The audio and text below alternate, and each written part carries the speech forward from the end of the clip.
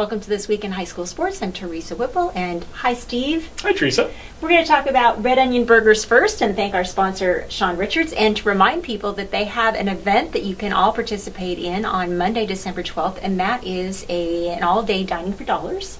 And it's in honor of fallen Tacoma police officer Jake Gutierrez, who lost his life recently, and they are doing a fundraiser. If you go and you eat at Red Onion Burgers all day, on Monday, they will donate 20% of sales, 100% of cash tips, and 50% of credit card tips to that fund. And so that's a worthwhile cause, and we hope you'll come out and support. No, always good for them to support law enforcement. We know they had their Shop with a Cop event last week. Yes, they did. Very successful. I think they gave gifts out to like 150 children. So they're doing incredible work for the community and for police officers in particular. In this yes. So thank you, Sean Richards. And let's go on to basketball. Yeah, basketball season is now underway. Boys basketball, a couple of notes here. Edmonds-Woodway, they picked up a nice win over Cascade earlier this week. They're now 2-1 to start their season. These are all non-conference games right now, so we're just kind of getting warmed up as conference play starts this week. Unfortunately for Edmonds-Woodway, they had a big game against Meadowdale canceled on Friday night. Yeah. That's the rubber chicken game when the boys and the girls teams play back-to-back. That game has been rescheduled for December 30th, so they will eventually get that game in.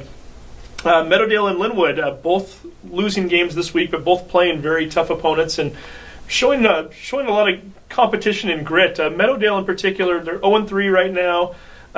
Obviously, with the football season going a little longer than they originally expected with the semifinal run to the state tournament, getting some of those guys back on the team a little bit later and trying to get their practices in. So they haven't really had a full squad up until just recently. So we'll see what they can do now that they've got all their practices in and they're ready to go. And it's a Linwood team that's really improved from last year. I had a chance to watch them last week. 1-4 is the record right now, but they're playing games that they might have lost by 20 or 30 points in the past. They're now losing by single digits or losing after having leads in the fourth quarter. So Bobby Hinnenkamp certainly doing a nice job with them. Mount Lake Terrace, they picked up a 59-52 victory over Cedar Crest on Wednesday night. This was a fun game. They trailed by 10 in the third quarter, went on a 21-3 run to take an 8-point lead. Cedar Crest then scored 8 points in a row to tie it up, and then Mount Lake Terrace pulled it out at the end. Kyrie Armstead, the junior, had 15 points. Brendan Hayes had 14. Brock Davis had 10. So Mount Lake Terrace getting a nice victory there. But again, all four of our teams locally starting to head into league play where the games actually matter in the standings. That's coming up this week.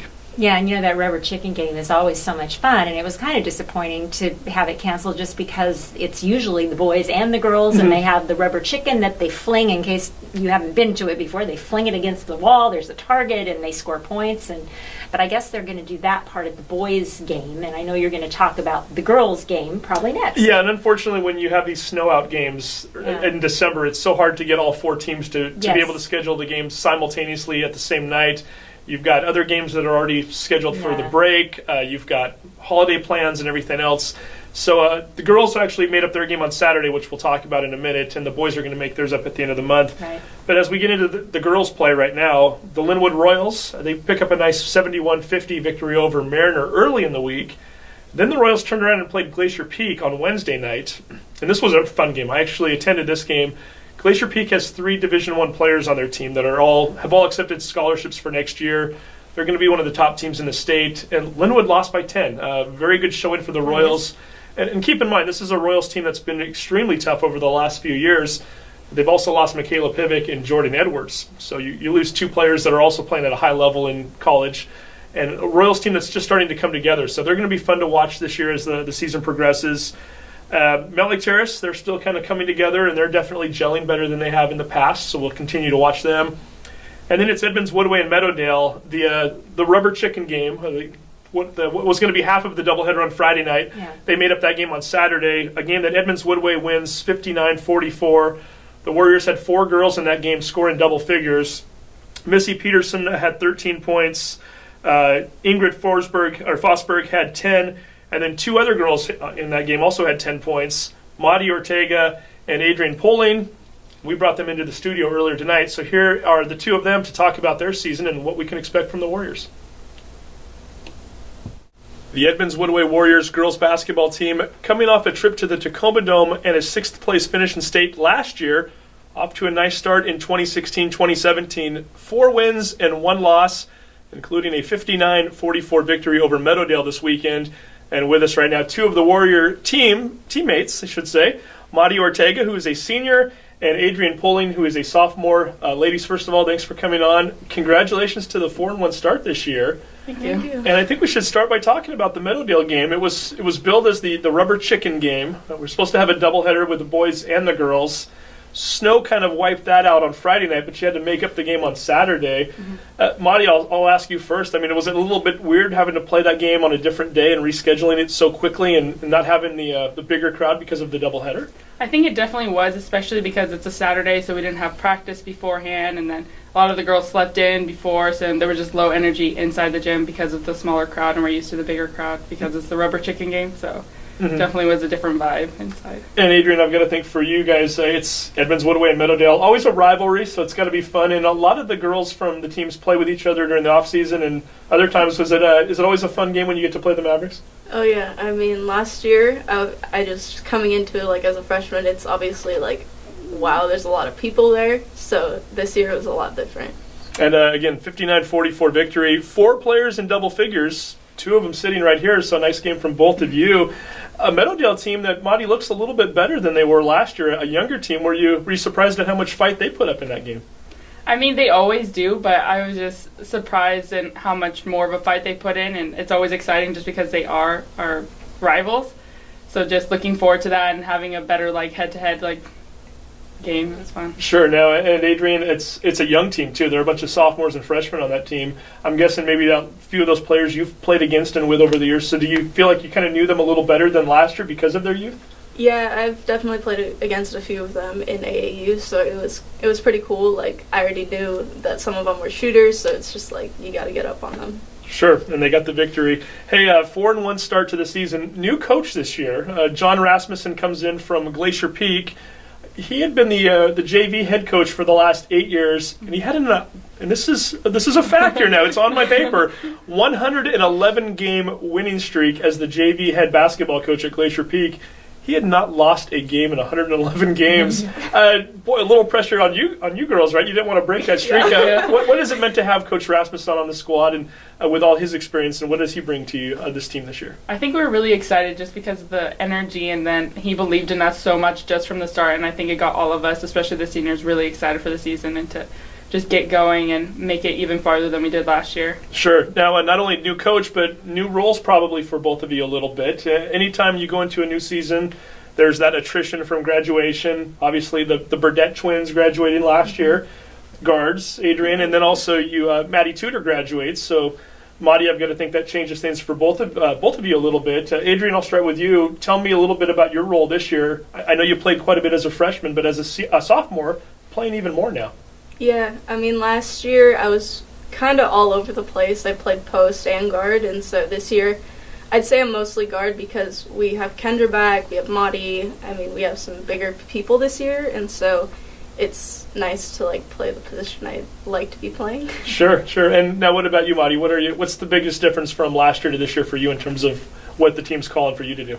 I think different is that I've always been a defensive player, and especially with Maddie Burdett gone, I think it caused me to have to step up a little bit and be more of an offensive player. Kind of step out of my comfort zone a little bit because I'm always so reliable on defense, but offense I just like to pass it and let other people shoot the ball. So. Sure. Now, before we start talking about some of your teammates, I want to talk about the 2 of you, and what better way to do it than to have each of you kind of tell me a little bit about the others' games. So, Adrienne, I'll start with you. Tell me a little bit about Maudi and what she brings to this team and what she's like as a teammate. Yeah, so I mean, our team isn't the tallest team, and so she's kind of one of the bigger bodies in the middle, and so she's gets a lot of our rebounds, she gets putbacks, it's really big for us, and then she'll occasionally hit the outside shot. Yeah, so multi-dimensional, then you can go inside or outside. And then Maudi, what about Adrienne? What does she do well? With Adrienne, she never gives up. She, even if her shot's off, she just keeps shooting, and then if that's not there, she'll go run in for the offensive boards, and she'll just make a way to affect the game no matter what. Sure. Now, looking at the team, a handful of seniors, no juniors on this team, and then it's mostly sophomores and then 2 freshmen after that.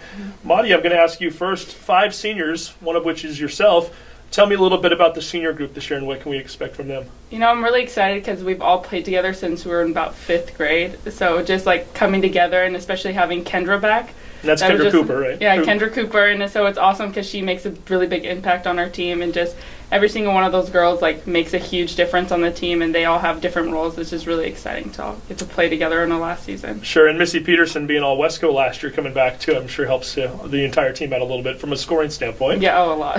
Definitely. And now I'll ask you, Adrienne, a lot of sophomores on this team and a couple freshmen. Again, a lot of youth. So what does it mean for the Warriors both this year and also moving into the future? Yeah, I mean, moving forward, it's obviously going to be very helpful to have these good players coming up because we don't have any juniors this year. So it's kind of up to the sophomore and freshman class in the next few years. And it's pretty easy because I played with a bunch of the people that are on the team this year in select ball, so it'll be fun the next couple of years. Definitely.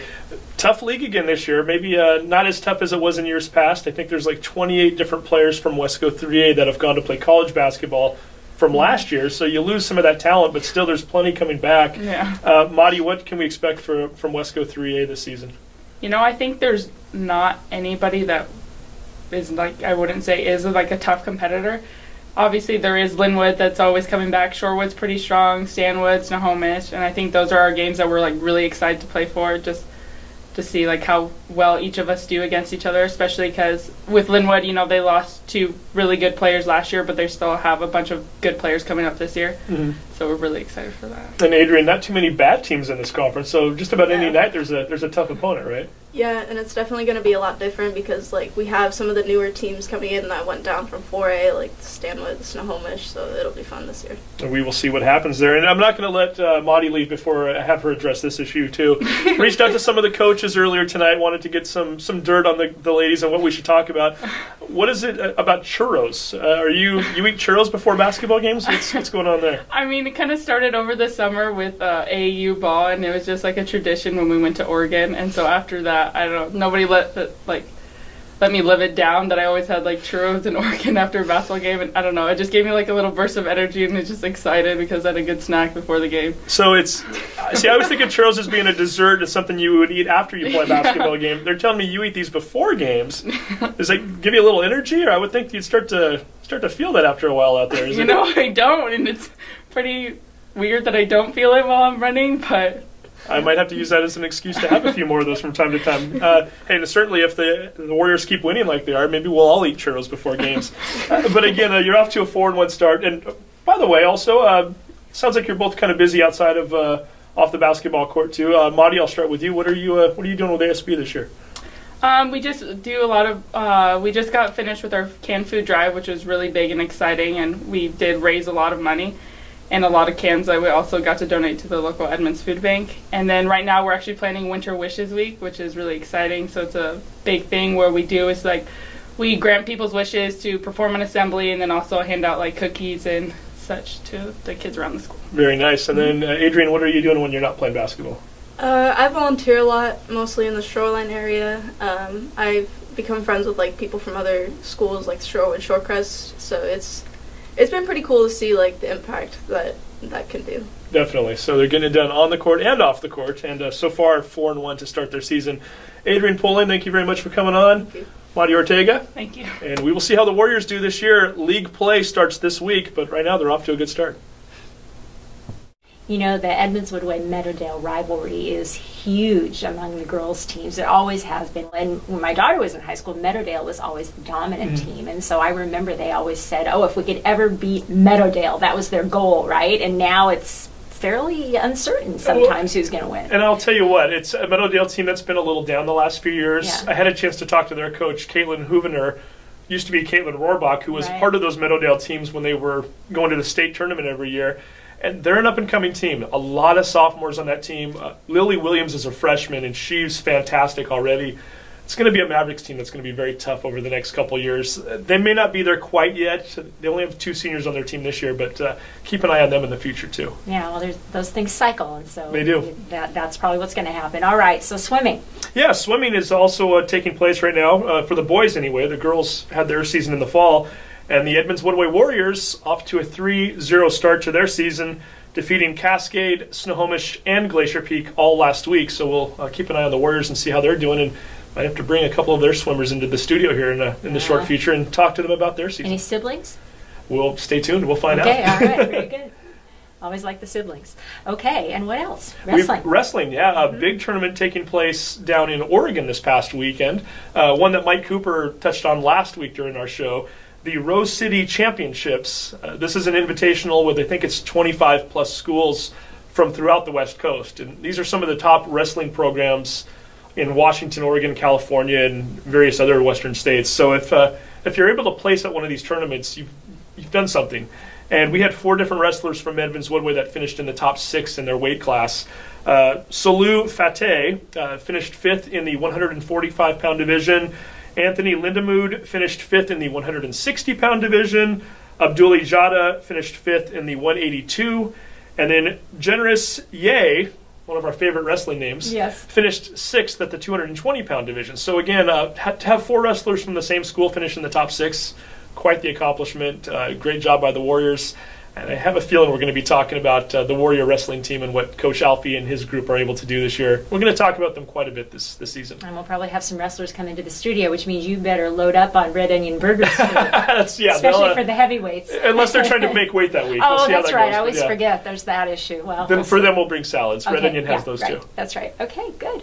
All right. Anything else? That's about it. Okay, good. Well, we're getting close to Christmas already. I can't believe it, but we're not quite there. So if you're doing your shopping, have fun with that. And we will be back again next week with all the latest sports news. Thank you so much for joining us.